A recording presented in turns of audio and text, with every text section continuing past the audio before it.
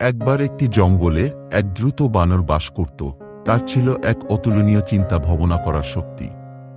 সে সবসময় এক গাছ থেকে অন্য গাছে ঝুলে বেড়াতে পছন্দ করত। একদিন সে জঙ্গলের গভীরে এক অচেনা জায়গায় মনের আনন্দে ঘুরে বেড়াচ্ছিল। তখন হঠাৎ সে অন্যরকম একটি ফুল দেখতে পায়। যখন ফুলটি সে স্পর্শ করে, তখন সে হঠাৎ সামনে অচেনা একটি জঙ্গল দেখতে পায়, যেখানে পশুরা নিজেদের মাঝে কথা বলছিল। সে জঙ্গলে প্রতিটি পশুদের এক একটি অন্যতম দক্ষতা ছিল। মিসু নামে ছিল এক জ্ঞানী পেঁচা, এলা নামে ছিল এক শক্তিশালী হাতি এবং স্যামি নামে গান গাওয়া তোতা।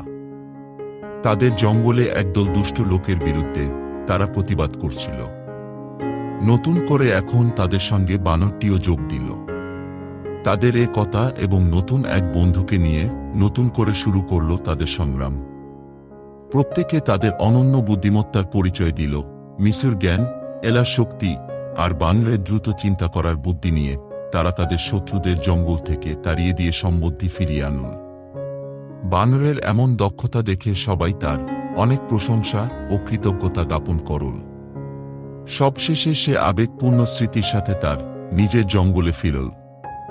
প্রশংসায় পঞ্চমুখ বানর তার অদৃশ্য ফুলের গল্প বলতে প্রতি রাতে সবাইকে নিয়ে দল বেঁধে বসে, এবং এভাবেই জঙ্গলের সবাই সুখে দিন কাটাতে লাগল।